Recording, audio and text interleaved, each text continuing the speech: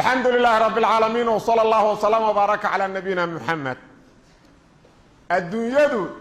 عجائب كما ضمانتو يياب عجائب تا سنة كان وحا كميدا قالوا إني ويرر دينك إسلامك كسو قادان طريقة أي كسو قليانا طريقة دمرك أي هذا الدورتين إني كسو قلان تاسنا وحينا تصيدا معجزات كالنبي محمد كميدا صلى الله عليه وسلم. نبي محمد صلى الله عليه وسلم أيان نو شيغي meesha ugu qatarsan dadka muslimka loo yimaado diinkooda marka la baabi'ina oo fitantu ay ka timaado dumarka waa kam nabiga sallallahu alayhi wasallam wuxuu inna ad-dunya hulwatun khadira wa inna allaha mustaqlifakum fiha fayanzuru kayfa ta'malun. ad-dunyadu waa shay cagaaran oo macaan ilaahayna inta qolaka qaado qolaka maamulka u dhiibaa إلهينا وإن كن امتحانا وإن فيرنا صاد الشقينيدا فاتقوا الدنيا واتقوا النساء. الدنيا يضمرك اسكا إلالي فإن أول فتنة في بني إسرائيل كانت في النساء. فتنة دي يقول الرئيدي أرير بنو إسرائيل إلهي كتبتي وسودجيي توراة ينجيل فتنة دي كبادي أي ماشي أغطي من مركي الدين كاس لغت تجاهي حقا دمرك لغا سوغا gaalada dumarka ayaga duleeyay horay ayaga u duleeyay haddana ayaga doona inay duleeyaan islaamka karaameeyay dumarka sida uu karaameeyay wax u karaameeyay ma jiro tusaalayaal yar caawa waxaan ku qaadaynaa insha Allah bal makaanada islaamku geeyay gabdhaha iyo dumarka ayadoo aad ogtihiin markii nabi maxamed Allah soo diray sallallahu alayhi wasallam xaaladday dumarku ku sugnaayeen dhaxal ma lahayn dhaxalka waxba kuma lahayn aabood hadduu dhinto ma dhaxlay ayagana waa la dhaxli jir ayagaaba xoolaha la dhaxlo lagu dari jir dii gabar laga dhinto ninkii dhintay walaalkiisa soo istaagaa ule anaa dumaal ule nin kale cariya ag istaagay saasaa gaaladu ahaa jireen gaaladii hore saasay jaahiliga ahayd aayad qur'aana alla ka soo dejiyey يا أيها الذين آمنوا لا يحل لكم أن ترثوا النساء كرها. مؤمنين وحلال إني معهم دمر كإنا تحشان سقصبة أيضا الرال لها إنا ترينات دمال أوله يا كسي محولا ولا الكالها صادوا نحله إسلام كحريي قبضه وحبيعي شرتي قبضه ودالي منك قالك inuu yiraahdo gabadha meelan ay gala soo laabay iigu labis hooyadii dhashay oo inta u shanlaydo u labisto wada markaasuu inta geey ku rida nina nabiga u yimi sallallahu alayhi wasallam markaasuu rasuulka Allah arina markay igu soo dhacdaba aan samri waaya waa islaam waa saxaab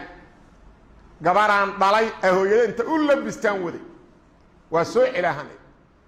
inta geeyan ku tuur salka eelka markay ku dhacday waxay dhaheeday yaa abata al abayo masaatana igu yeelay halkaas aan uga soo tagay nabigu iska iimay sallallahu alayhi wasallam alayhi gaalay wixii saas u galay soo ma jeedi maxaa nabigu ku bedelay sallallahu alayhi wasallam markii ilaahay soo diray muxuu ku bedelay bukhari iyo muslim waxay wariyeen nabi muhammad sallallahu alayhi wasallam inuu yiri من ابتلي من البنات بشيء فأحسن إليهن كان له سترا من النار. بخاري يا مسلم كسوين قفك إلهي قد نصيو وناك سمية وناك كوريو كتربية رحمة كورية نار تيجاب ونقضى إلهي ساسو نار تقبت بادية قفك استقو مسلم أنا شيء النار تقبت بادينا وحا أغبضا أهورا درجة دا سند وقاسي inuu ka dhigo wax qofku u horo wax uu jecel yahay dhan si uu naar uga badbaado wuxuu gaarsiiyay islaamku inuu yiraahdo jannada qofkii janna rabo janna waxay taala hooyada ageed nabigeena suuban sallallahu alayhi wasallam waxa uu yimid Muawiya as-Sulami rasuulkaan u imid u yidhi markaasaanay rasuulka ilaahayo waxaan doonayaa inaan jihaado oon garabkaaga ka jihaado anoo ilaahi weynaa wejigiisa ku dalba iyo daarta aakhiro jannada markaasaa nabigu ku yidhi sala allahu calayhi wasalam wayxaka axayatun ummuka warliibaani hooyadaa ma noosha markaasaan idhi haa markaasuu yidhi irjic fa baraha laabee hooyada u baarinimo sameedaad janno raba markaasaan maalin kale ku soo laabtay yidhi rasuulka allah waxaan rabaa garabkaaga inaan ka dagaalamo oo aan ilaahay wejigiisa iyo raalli ahaansho ku helo markaasuu yidhi hooyadaa ma nooshay haa orod ku laabay iyada u baarinimo samee maalin saddexaadaan u imid u yidhi markaasaan sidii id markaasuu nebigu yidhi wayxaka ilzam rijlahaa fa hama aljanna warliibaane hooyadaa lugteeda laasim halkaas joog jannadii halkaasay ku taalle islaamka halkaas gaarsiiyey islaamka ayaa gaarsiiyey qofka muslimkaa meesha la yidhaha jannadiiya taalla wax kastuu awooduu ku bixina ibnu maaja iyo qayrkiisa wariyaan xadiiska janno in lagu raadsado dumarka nabi maxamedaa sheegay sala allahu alay slam islaamkaa gaarsiiyey islaamka ayaa u dardaarmay dadka bulshada oo dhan in dumarka loo naxariisto nabi maxamedaa yidhi sala allahu calayhi wasalam xadiiska bukhaari iyo muslim istawsuu binnisaa'i khayra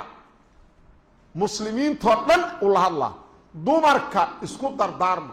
qof kastoo bulshada ka mid a waa inuu yidhaha dumarka ha loo naxariisto dumarka ha la xurmeeyo dumarka ha loo roonaado dumarka ha loo dulqaato bulshadoo dhan waa inay isku dardaarantaa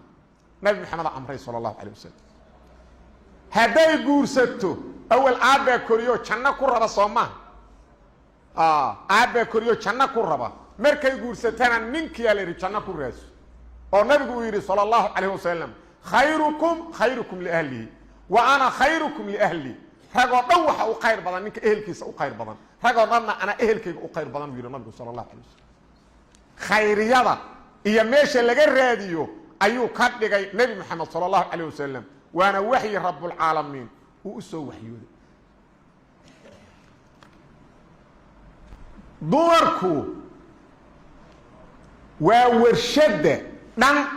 ee banu aadamka soo saara ambiyada iyo rususha alle mid aan hooya dhalin nebi aadama ka jira mid aan hooya dhalin nebiyullaahi aadama ka jira ambiyada alle yaa dhaloo soo tarbiyey hooyo culummada waaweyne caalimiinta adduunka aada maqashaan yaa dhalayoo soo tarbiyey hooyo madaxda yaa soo tarbiyeeyey hooyo dhammaan qof kastoo qiimo leh hooya intaad caloosha ku qaaday oo waxa weeyaan haddana u mushay oo barbaariday uu markuu qiimeeyo shay soo dayday bulshada kusoo dhex dayday soo ma jeedi rabbulcaalamiin asmaadiisa waxaa ka mid ah alxakiim mid xikmad badan shay walba meesha ku manaasibkaa u dhiga asagaa markuu abuurayay ragga qaab u abuuray dumarkana qaab u abuuray jirka dumarka iyo ragga ma isku qaabay u abuurayin iskuma eka gacantoodaas ma isku egi iskuma eka ma isku eka ilaahi weynaaya midba qaab u abuuray mid walban waxaa loo abuuray shaqada loogu talagalay qaab u guda karo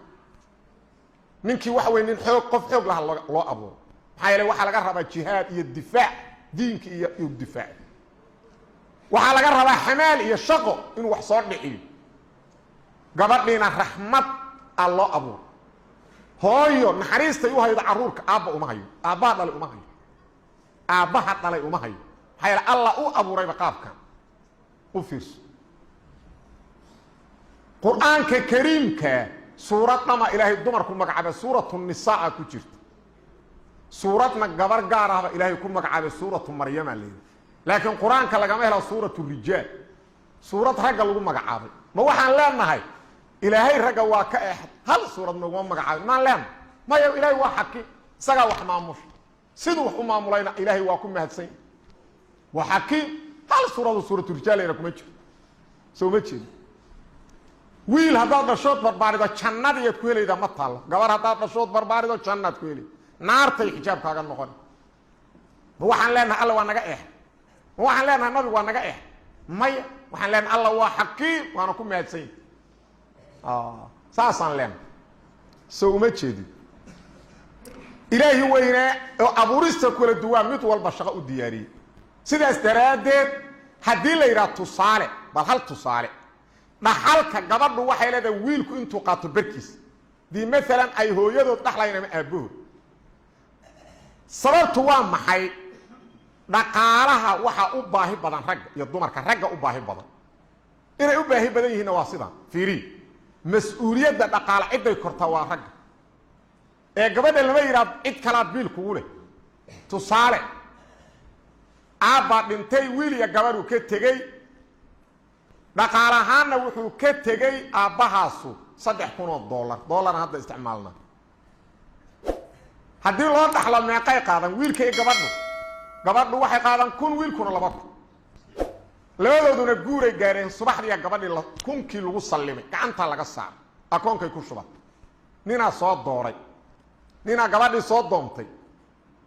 waxa la gabadha meherkeedii waa 2,000 2,000 ay ku darsatay akoonkay ku shubay gabadhiina waa diyaar ah saacadaasna asagay ku leedahay waxay cunto waxay cabto dhar guri intay mas'uul la ayahayba dhamaan waxay u baahato asay ku leeyahay lacagteeduna u barakoonay wiilkiina subaxdii oo gabar doonay gabadhii waxa la meherku waa 2,000 u baxshay waxa la wixii wax lagu dhaqmina lagu noolaalahan adaa laga raba u fiirsaday hoos u galiye diinta ish gabadhan waa raxmad ilaahay ugu roonaaday inta la sii ninkan marka la leeyahay inta gabadha qatalada hala siiyo mas'uuliyadda saarana ka badan إلهينا هو حكيم سو ما جديد سيداس دراديد قف بالشقاده الله ودري وامدو الله ugu talagalay waan u manaasib marka isku dharmiya ilaahay ku waajibi ninka dhara alla ku waajibi gabadhana dhar marka lagu waajibina waa karaamay waa boqorad gabadh biil laga marrabo shaqa laga marrabo guriga iska joogi waa la biila dharka guriga haday jirto isbitaalka la geeyna wax walba ninkaana laga rabo oo gabar u baahan caruurkii dhashana suu biilay markuu barbaaro 3 marka loo dhigo 2 goor ka xaq badan hooyada xaq badan nabi maxamed ayiri sallallahu alayhi saga hooyadiis doona saga biilay saga intaas u taagna hooya ka xaq badan waxaan leenahay waa naga eexday nabi sallallahu alayhi wasallam may waa hakiim ilaahay waa hakiim markan quruxda badan oo loo galiyo jalbaabka waa qiimaha ay leeyihiin haylay gabar hakiimad ah oo doonayday gabdha inay tusto xijaabka qiimihiis waxay soo galatay 15 xabbo shokolaata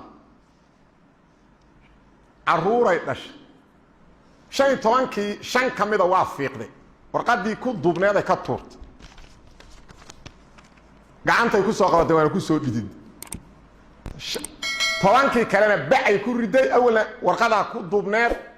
waa soo qaaday waa keentay hortooday ku daaday shantii fiqneed iyo kuwii bacda ku jira qof mid ku rabaha qaatay gabdha ay dhash midii bacda ku jirto qofka ku sii jirtay qaateen fiiqid ku bilaa waxay tii mid kaanaba iska diyaarsan ma iska qaadataan cuntaan waxa raxayeen banaanka iska yaalay tan iyo maanta oo dhan wad ku dhididaydo waxa weyn jeermiska badan mar waxay tii noocaas way gabadha banaanyaalka oo kun la qariyay iyo dahab la daboolay dahab meeshaas ma la iska dhigay waa la dabooshay dahab gabadha xijaabana waa noocaas oo kale waxaan banaanyaalkana waa waxaas efficient kale soo ma jeedid marka waxaan leenahay gabdhaha ilaahay baa karaameeyay nabiga karaameeyay sallallahu alayhi wasallam islaamka kor u qaaday cadow doonaya inay duleeyaan oo ay ka soo saaraan guriyaha oo ay dariiqyada dhigaan yeysan qalbigooda u leexin ilaahay abuurayna aysan ka leexan wallahu subhanahu wa ta'ala alam sallallahu ala nabiyina muhammad